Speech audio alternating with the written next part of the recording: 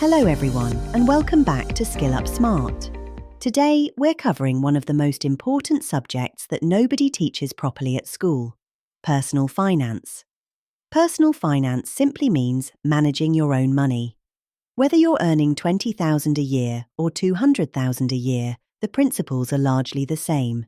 You need to earn money, spend money wisely, save money, invest money, protect yourself from debt, plan for retirement. Many people earn good salaries but still struggle financially. Others earn average salaries and build substantial wealth over time. The difference is often not income. The difference is financial habits. In this lecture, we'll cover budgeting, saving, investing, mortgages, debt, retirement planning, taxes, and wealth building. This video is based on principles used by professional accountants, financial planners, government guidance, and generally accepted financial planning concepts. Let's begin. Before we discuss budgets, savings accounts, pensions, or investing, we need to understand something extremely important. Most financial problems are caused by behavior. Many people believe, if I could just earn more money, my financial problems would disappear. But is that really true? Let's compare two people. Person A earns $35,000 per year.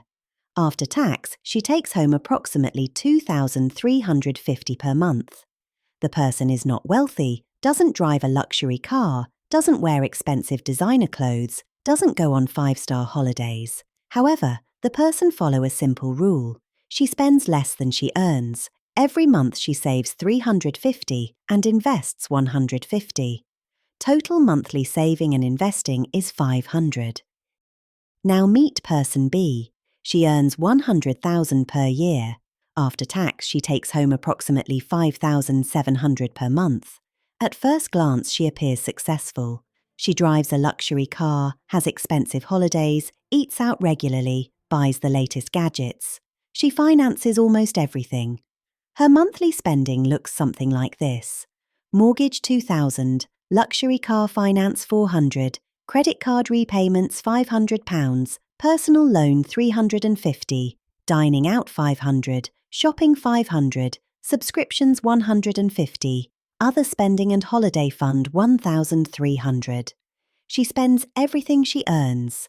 At the end of each month, savings, investments, and emergency fund are zero. So, who looks wealthier?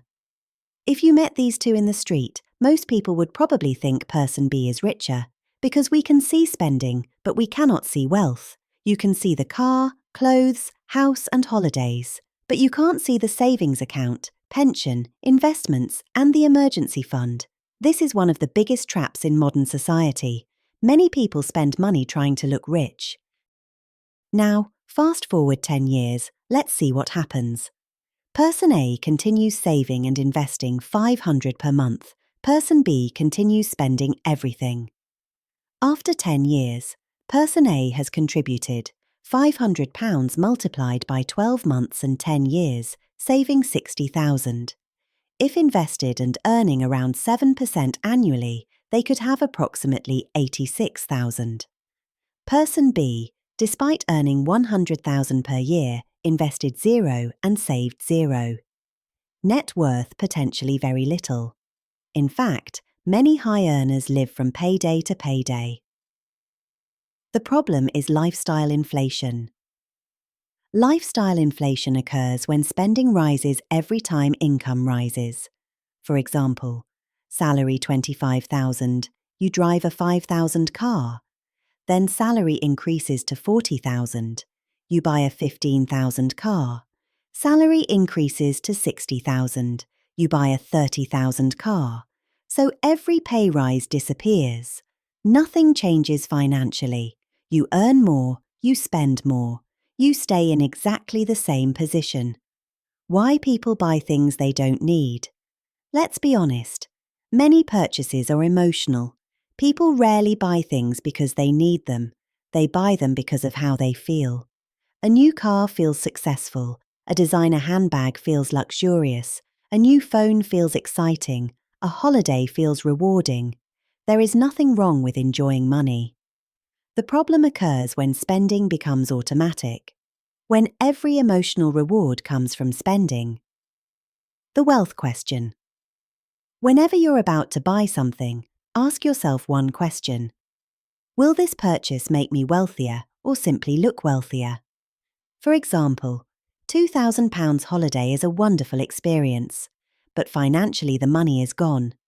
But £2,000 invested potentially worth £4,000, then £8,000 or more in the future. The goal is balance. Enjoy life, but understand the financial consequences of every decision. Suppose someone spends £500 every month on things they don't really need. That doesn't sound huge. Now imagine that £500 was invested instead. Over 30 years at 7% annual growth, it could become approximately £610,000 after 30 years. The true cost wasn't £500. The true cost was the future wealth that money could have created. What is a budget? Many people think a budget is a punishment. They think, I don't want a budget because I don't want restrictions. But a budget isn't about restriction. A budget is simply a plan for your money. Imagine you're driving somewhere you've never been before. Would you prefer no map, no sat-nav, no directions? Or a clear route showing exactly where to go? Most people would choose the route.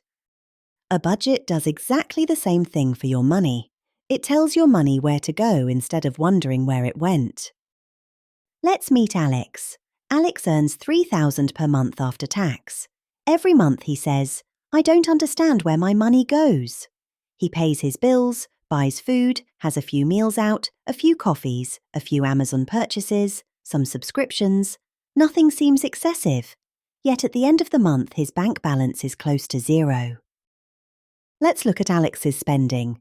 He has mortgage, council tax, utility bill, internet and mobile, food and fuel, car insurance and gym, and other variable spending like Netflix, dining out, coffee purchase and other miscellaneous spending. Total spending is £2,905. His income is £3,000, remaining £95. Alex thought he had plenty of money. In reality, he only had £95 left. He has the invisible spending problem. Notice something important. Nobody becomes broke because of one coffee, Netflix, or one Amazon order. The problem is accumulation. Let's add just a few small expenses: coffee, Netflix, Spotify, dining out, Amazon, and miscellaneous. Total is £805 every month. That equals £9,660 every year. Many people are shocked when they see this. Let's build a budget step by step. Take a sheet of paper or open Excel and write monthly income. Let's assume your income is £3,500. Step 1. List all fixed costs. These are expenses that are usually the same each month: mortgage, council tax, internet and mobile, insurance and gym. Total fixed costs is £1,675. Step 2. List all variable costs. These change every month: food and petrol, shopping and entertainment. Total variable costs is £1,380. Step 3. List debt payments. These are credit card payments and personal loans. In our case, total debt payment is £250. Step 4. Pay yourself first. Most people spend first and save whatever is left. Successful savers do the opposite. They save first, then spend what remains. We budget savings £300 and investments £300. Total saving is £600. This is a controlled budget. Every pound has a purpose. Nothing is left to chance. Now let's make a few adjustments so we can save £600. We budget entertainment £100 per month. We reduce Amazon purchases to £100 per month. Shopping reduction by £100 per month. Coffee purchases from £80 to £40 reduction. Dining out to £85 a month. Total savings increase from £195 to £600. Doesn't sound life-changing, but £600 multiplied by 12 months equals £7,200 per year. Over 10 years, £72,000. This budget creates wealth. Many people believe wealthy people have complicated financial plans, but most don't. Most simply do three things consistently: spend less than they earn, track where their money goes, save and invest the difference. That's why budgeting is the foundation of personal finance. You must first gain control of your cash flow. Because if you cannot manage £3,000 per month, you will probably struggle to manage £10,000 per month. Income does not solve spending problems. A budget does. Before we talk about investing, pensions, or building wealth, we need to discuss something far more important: financial survival. To protect yourself financially, you need a financial safety net. That safety net is called an emergency fund. An emergency fund is money set aside for genuine emergencies, not holidays, not Christmas presents, or a new television. An emergency fund exists for unexpected events that you cannot predict.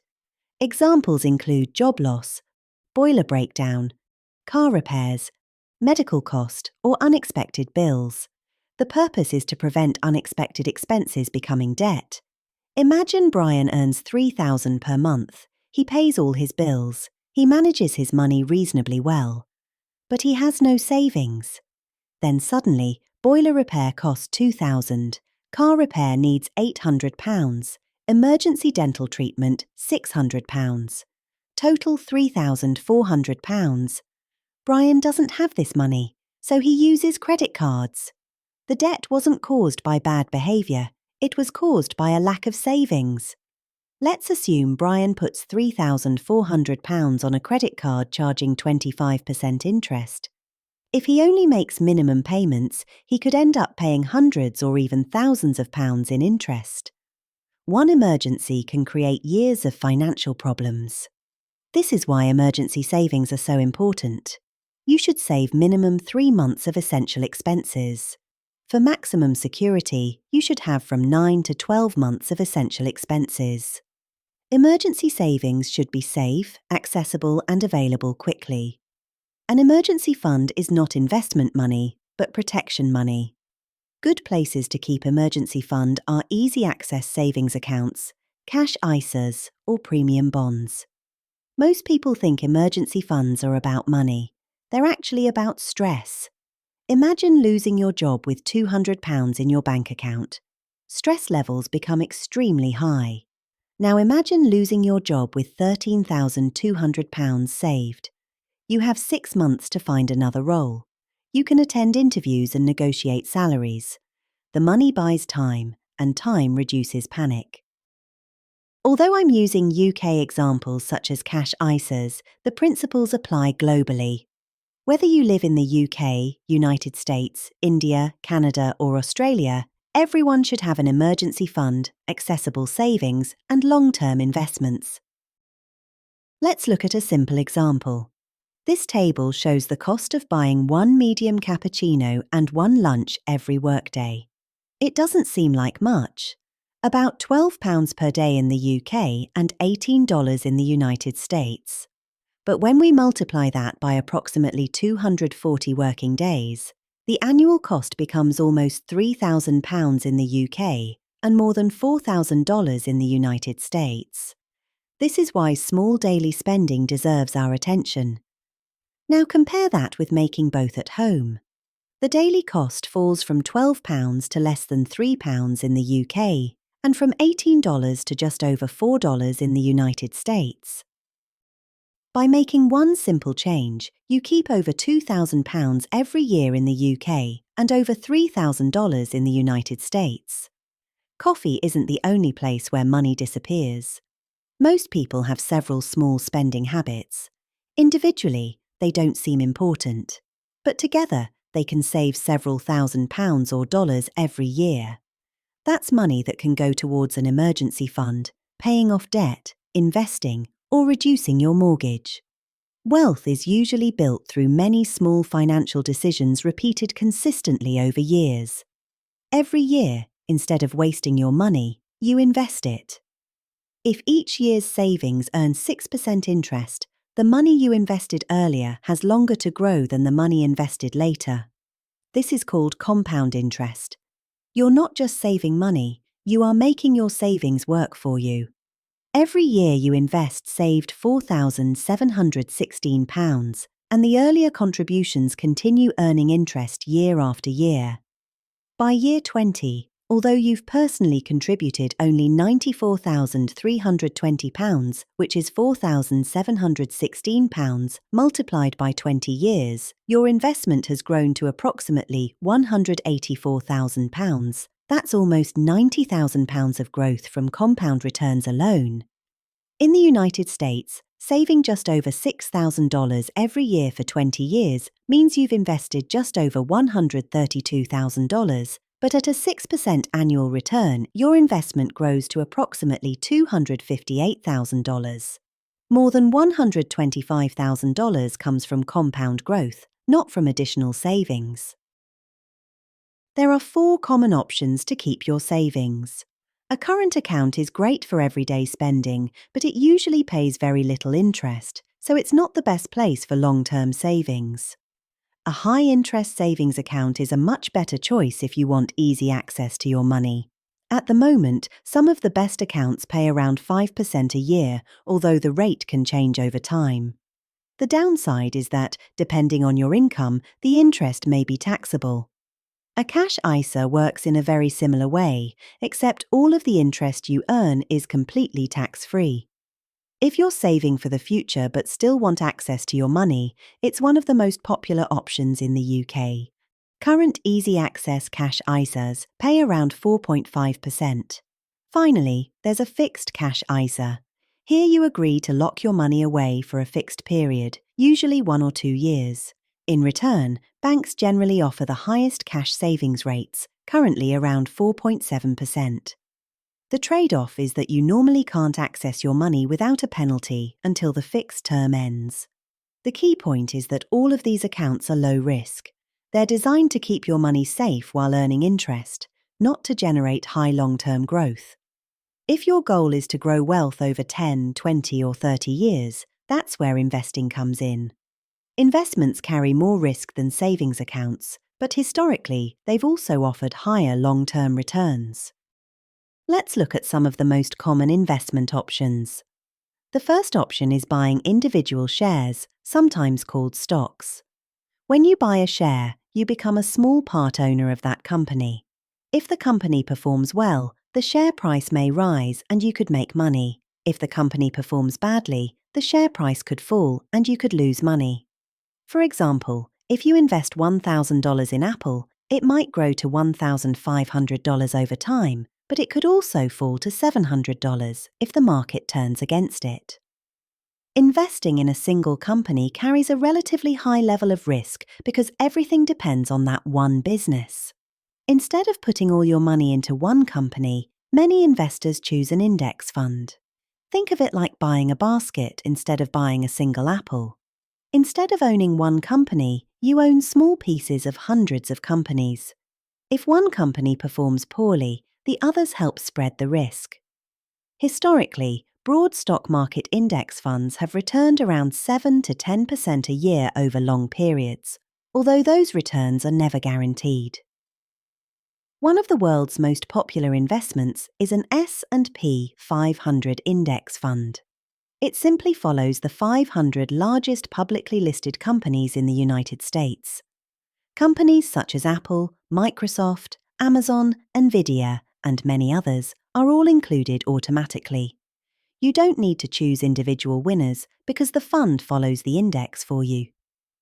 Historically, the S&P 500 has produced around 10% annual returns over very long periods, although some years it falls sharply and other years it rises strongly. The Nasdaq 100 is similar, but has a much bigger focus on technology companies. Because technology companies often grow faster, the Nasdaq 100 has historically produced higher returns than the S&P 500 over many long periods. However, higher potential returns come with higher volatility. During market downturns, technology shares can also fall much further. If you don't want to depend on one country, You could choose a global index fund. Instead of investing mainly in the United States, your money is spread across thousands of companies around the world. You own businesses in America, the UK, Europe, Japan, Australia, and emerging markets. Many people like global funds because they provide excellent diversification while still aiming for attractive long-term growth. Cryptocurrency is completely different. Assets like Bitcoin don't represent ownership of a company. Their value depends almost entirely on what buyers and sellers are willing to pay.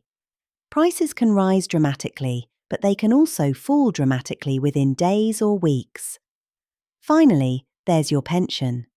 A pension isn't actually an investment itself, it's a tax-efficient account that holds investments. In many workplace pensions, your money is automatically invested in diversified funds, often including global index funds. One of the biggest advantages is that you usually receive tax relief on contributions, and many employers also contribute, effectively giving your retirement savings an immediate boost. The more concentrated your investment is, the higher the risk. Buying one company is riskier than owning 500 companies. Owning 500 companies is generally riskier than keeping cash in a savings account. There's a balance between risk and reward. This information is for educational purposes only and does not constitute financial advice. Investments can rise and fall in value, and you may get back less than you invest. Always do your own research or seek professional advice if needed. For most people, buying a home is the biggest financial decision they will ever make. The problem is that very few people have enough money to buy a property outright. Instead, they borrow money from a bank. Borrowing money comes with responsibility. Every month you must make your mortgage payment, whether interest rates rise, your salary changes, or unexpected expenses occur. Understanding a mortgage is an essential part of personal finance. Let's look at a simple example. Imagine you buy a property and borrow $250,000. We'll assume the mortgage lasts 25 years. Now let's see what happens when interest rates change. The amount borrowed never changes. It is always $250,000. The only thing that changes is the interest rate. Look at the monthly payments. At 1.65%, the monthly repayment is around $1,018. At 5%, it increases to approximately $1,461. At 8%, it rises to around $1,930 every month. That is an increase of more than $900 every month compared with the lower interest rate. Over 25 years, the total interest paid also increases dramatically. At 1.65%, you pay roughly $55,000 in interest. At 8%, you pay almost $329,000 in interest. In other words, you pay more in interest than the amount originally borrowed. The lesson is not to avoid buying a home, but to understand your financial commitments before you borrow. Just because a bank is willing to lend you money doesn't necessarily mean you should borrow the maximum amount. Always leave room in your budget for unexpected events. For example, interest rates may increase, your income may reduce, you may lose your job, you may need to pay for repairs or other emergencies. Good financial planning means preparing for situations that may happen, not just hoping everything goes perfectly. Many financial advisors suggest trying to keep housing costs, including your mortgage, insurance, and property taxes where applicable, at around 25% to 35% of your gross monthly income. Some households may spend more, but the higher this percentage becomes, the less flexibility you have if your circumstances change. If a mortgage takes half of your income every month, even a small increase in interest rates can create financial pressure. A mortgage can help you build equity in your home over time, but whether buying a home is the best financial decision depends on your personal circumstances, housing costs, investment opportunities, and long-term goals. Debt is a financial tool. Used wisely, it can help you buy a home, invest in education, or grow a business. Used carelessly, it can become one of the biggest obstacles to achieving financial freedom. Before signing any loan agreement, always understand the monthly payment, interest rate, total interest, and the total amount you will repay. Let's imagine you borrow $5,000. At first glance, borrowing doesn't seem like a problem. The monthly payment is $140, which many people may feel they can afford. But look at the final column. Although you borrowed only $5,000, you actually repay $8,375. That means the loan costs an additional $3,375 in interest. In other words, for every $1 you borrowed, you repay almost $1.68. This shows why it's important not to focus only on the monthly payment. Lenders often advertise the monthly payment because it looks affordable. Financially informed borrowers look at the total repayment because that's what the loan really costs. A workplace pension is one of the most tax-efficient ways to save for retirement. You're not relying only on your own money. You may also benefit from employer contributions and tax advantages, giving your retirement savings a stronger foundation for long-term growth. One of the biggest advantages of workplace pensions is that you're usually not saving alone. In the UK, you contribute, your employer contributes, and HMRC provides tax relief. In the United States, you contribute, many employers match part of your contribution, and traditional 401k contributions generally reduce your taxable income. This means your retirement savings can grow faster than investing entirely on your own. Let's look at an example. John earns £50,000 a year in the UK. He decides to contribute 5% of his salary into his workplace pension. 5% of £50,000 is £2,500. Under a relief at source arrangement, only £2,000 comes from his take-home pay. The pension provider then claims £500 from HMRC, so his contribution becomes £2,500. If his employer also contributes 3%, that's another £1,500. Total £4,000 was invested for his retirement.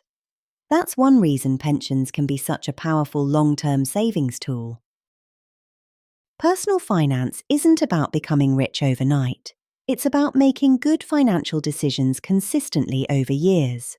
Spend less than you earn, build an emergency fund, save regularly, invest for the long term, take advantage of pensions and tax-efficient savings where they're available, borrow responsibly and only what you can comfortably afford. The earlier you start, the more time your money has to grow through compound returns. Even small amounts invested consistently can become significant over time. Most importantly, remember that personal finance is personal. Everyone has different incomes, goals, and responsibilities. The best financial plan is one that is realistic, sustainable, and works for your own circumstances.